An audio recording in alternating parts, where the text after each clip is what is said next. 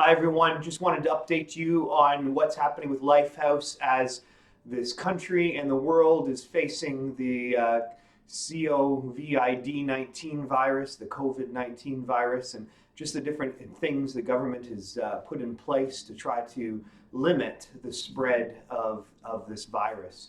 So as a result of it, they've asked that any gathering of over 250 people would be shut down.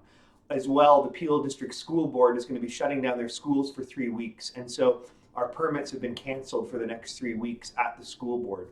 So the way that we're going to be addressing this as a community is that we're going to be doing online broadcasts of our Sunday services. We'll be doing them live here at the LifeHouse Center. So we'll be preaching and videotaping things here and sending that out. Now, the services here aren't something to come and attend. We'll just simply be filming them live and be sending them out to you. It's really important that for two things in this season. One is that we are not operating from a place of fear. We're operating from a place of faith. While people around us are panicking and are very concerned, we've got to be able to offer joy, offer hope, offer peace to all those around us. We also have to be people that are part of the solution, not part of the problem. That means we need to be washing our hands. We need to be careful in terms of limiting contact with people, especially people that are vulnerable to be getting very sick from this virus. While most people will not experience very severe symptoms at all, there are those that are elderly, those that have their immune system compromised, those that have pre-existing medical conditions like heart disease, high blood pressure, diabetes, that can be very negatively impacted by this virus. And we want to really protect them. We also want to be in a place of prayer. Praying for our nation, praying for our neighbors, praying for our families, not like begging God, going, oh God, please help and intervene, but actually just declaring his intervention, declaring his hope, declaring what it is that God wants to do, that hearing his heart, and just praying for an end to this virus, not only here in our neighborhoods and in our country, but around the world. We also want to step up our efforts to be taking care of one another in this time if people are sick, that we want to, again, be careful and cautious that we're following good hygiene protocols, but that we're not afraid to be praying for each other. We're not afraid to be connecting. We're not afraid to be being wise about how we do it, but interacting with one another and being there for one another as a community in this time.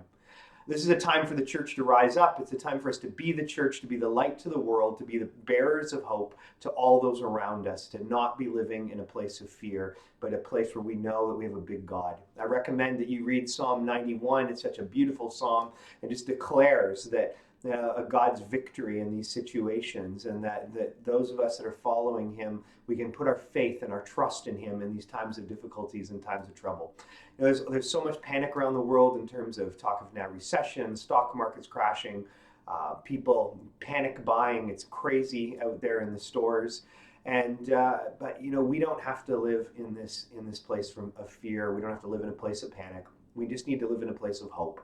And let this be a joyous time where we're rejoicing in the Lord, where maybe we are going to have less social activities in our lives during this season. It's a great time to be drawing close to God.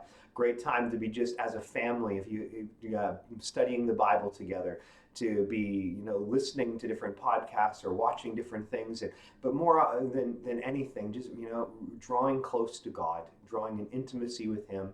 And as we tuck into the shadow of his wing, he's going to be the one that helps us weather these storms. I'm going to be providing regular videos and updates and things along those lines as well. If you need anything, if you're sick, if you need people to pray for you, stuff along those lines, if there's practical needs you need met, please don't be afraid to reach out via social media, reach out via email or phone. We are still a church. We're still a community. We are there for one another, even if we're not doing our Sunday gathering together. We're still there and connecting with one another.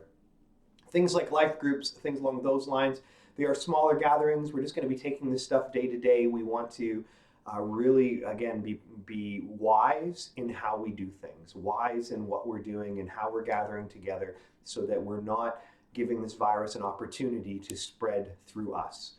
We want to see it come to an end, and we want to do everything we possibly can to facilitate that. So wonderful. Have a wonderful day. We will see you online on Sunday. And let's just be connecting as a community in every way we possibly can during these times. Okay, Have a wonderful rest of your day. Take care.